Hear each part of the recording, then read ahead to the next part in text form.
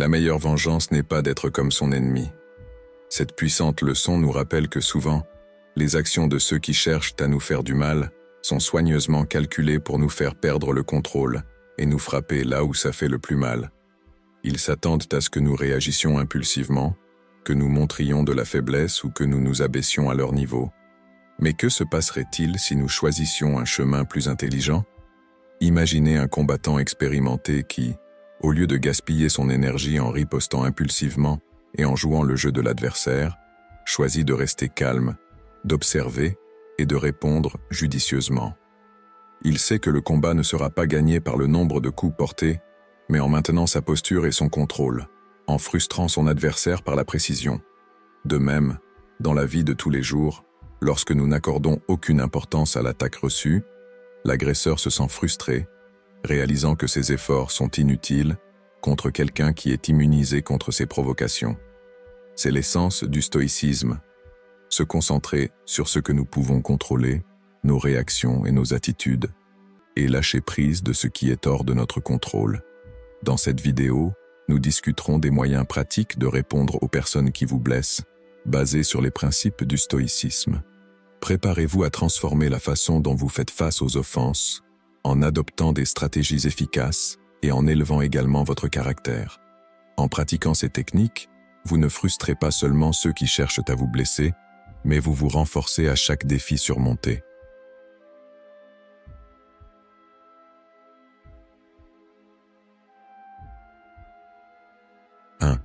Maintenir le contrôle émotionnel.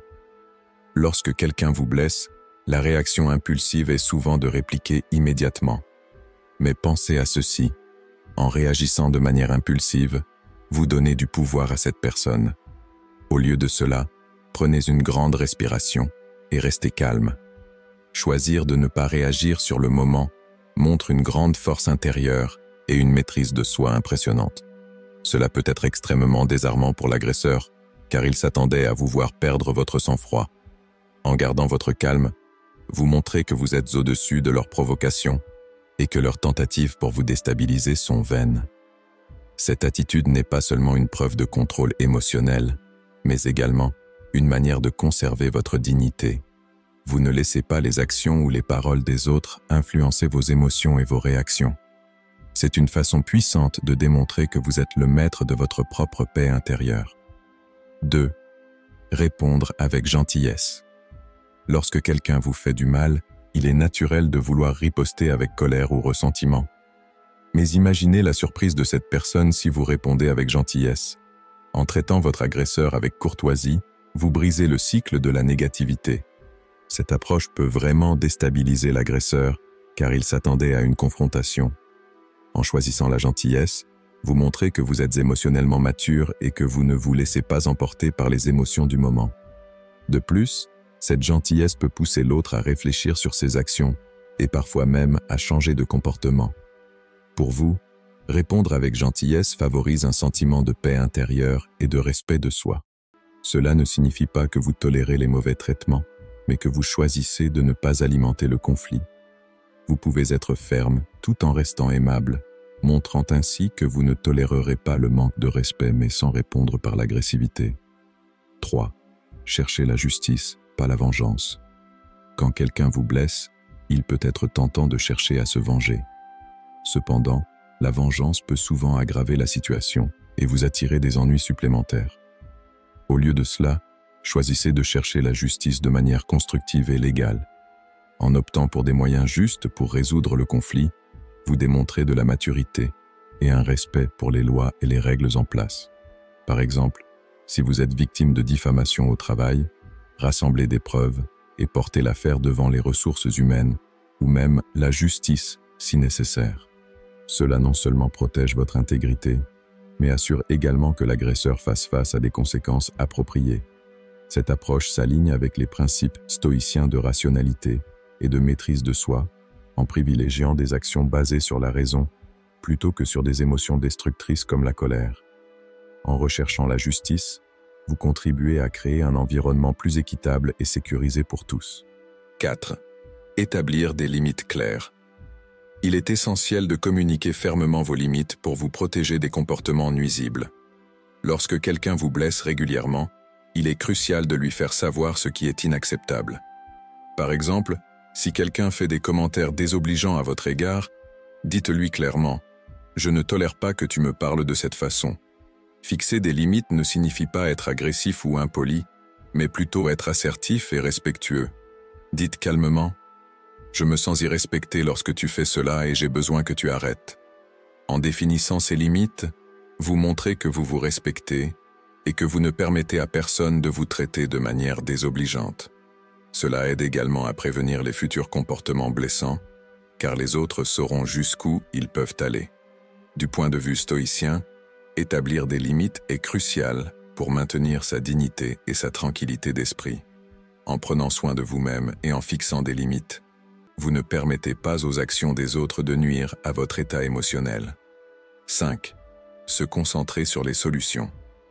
Lorsqu'une personne vous blesse, il est facile de se laisser entraîner dans une spirale de ressentiment et de colère. Cependant, il est beaucoup plus productif de se concentrer sur les solutions plutôt que sur le problème. Par exemple, si un collègue a fait un commentaire offensant, au lieu de réagir avec colère, essayez de comprendre la cause du problème et cherchez des moyens de le résoudre. Posez des questions comme « Comment pouvons-nous éviter que cela se reproduise ?» ou « Comment améliorer notre communication pour éviter les malentendus ?» Cette approche montre que vous êtes mature et que vous privilégiez la résolution des conflits de manière constructive. En mettant l'accent sur les solutions, vous montrez que vous êtes déterminé à créer un environnement harmonieux et productif. Cette attitude est en accord avec les principes stoïciens qui soulignent l'importance de contrôler nos réactions et de se concentrer sur ce que nous pouvons changer. En dirigeant votre énergie vers des actions constructives, vous maintenez votre paix intérieure et favorisez le bien-être général. De plus, cela peut transformer la dynamique de la relation en montrant que vous êtes plus intéressé par la résolution du problème que par la perpétuation du conflit, ouvrant ainsi la voie à une meilleure compréhension mutuelle. 6. Utilisez l'humour.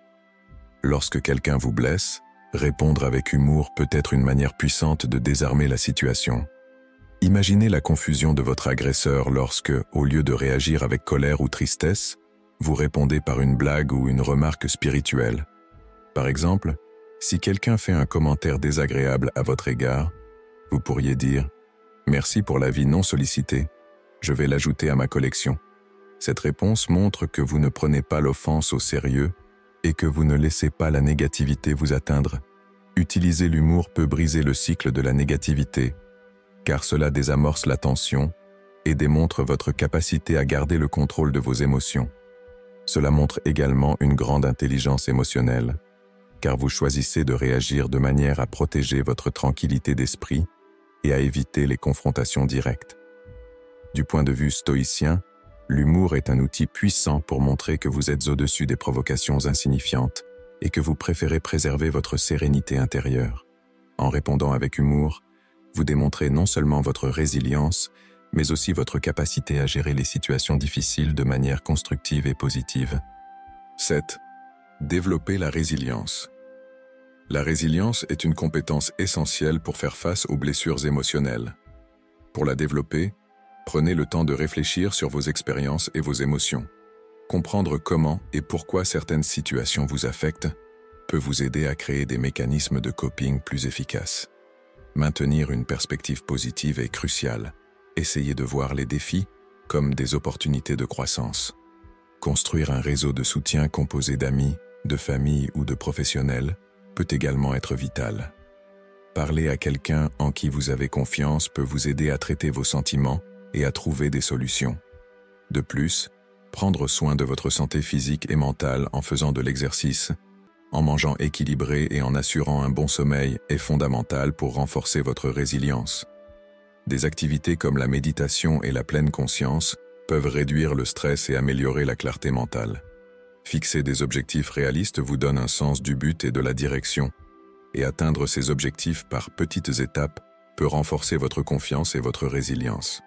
Adopter la perspective stoïcienne de se concentrer sur ce que l'on peut contrôler et d'accepter ce que l'on ne peut pas changer est une manière puissante de développer une résilience durable.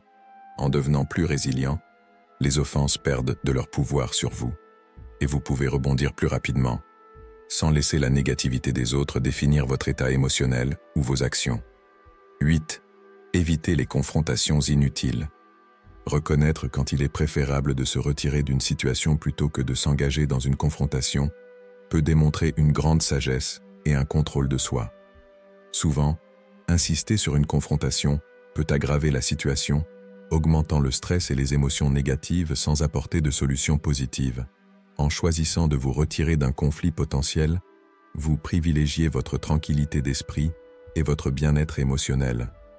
Cela ne signifie pas que vous acceptez l'offense ou que vous vous soumettez au comportement inapproprié de l'autre personne, mais plutôt que vous choisissez de ne pas nourrir la négativité et l'hostilité. Pour éviter les confrontations inutiles, il faut faire preuve de discernement et bien comprendre vos priorités et limites. Demandez-vous si la confrontation apportera vraiment une solution ou si elle n'est qu'une réaction impulsive à la blessure. Souvent, en réfléchissant à la situation, vous réaliserez que la meilleure réponse est simplement de vous éloigner et de ne pas poursuivre la discussion. Cette approche est en accord avec les principes stoïciens, qui mettent l'accent sur l'importance de maintenir le calme et la rationalité face à l'adversité. Les stoïciens enseignent que nous devons nous concentrer sur ce que nous pouvons contrôler, nos propres réactions et attitudes, et laisser aller ce que nous ne pouvons pas changer, comme le comportement des autres. En évitant les confrontations inutiles, vous démontrez une maturité émotionnelle et un self-control qui non seulement protègent votre paix intérieure, mais peuvent également désarmer l'agresseur, souvent en attente d'une réaction défensive ou agressive. En vous retirant avec dignité, vous maintenez votre intégrité et montrez que vous n'êtes pas facilement ébranlé par les provocations. En appliquant ces principes stoïciens dans votre vie quotidienne, vous pourrez non seulement répondre aux offenses de manière plus intelligente et maîtrisée, mais également renforcer votre caractère et votre résilience face aux défis. Rappelez-vous, la véritable force réside dans votre capacité à contrôler vos réactions et à ne pas laisser les actions des autres déterminer votre état émotionnel. Si cette vidéo vous a aidé à voir les choses différemment et à adopter des stratégies plus efficaces pour gérer les personnes qui vous blessent, n'hésitez pas à laisser un commentaire en partageant vos réflexions. Abonnez-vous à notre chaîne pour plus de contenu sur le développement personnel et la philosophie stoïcienne. Et surtout, n'oubliez pas de cliquer sur le bouton « J'aime » si vous avez trouvé cette vidéo utile et de partager cette sagesse avec vos amis et votre famille.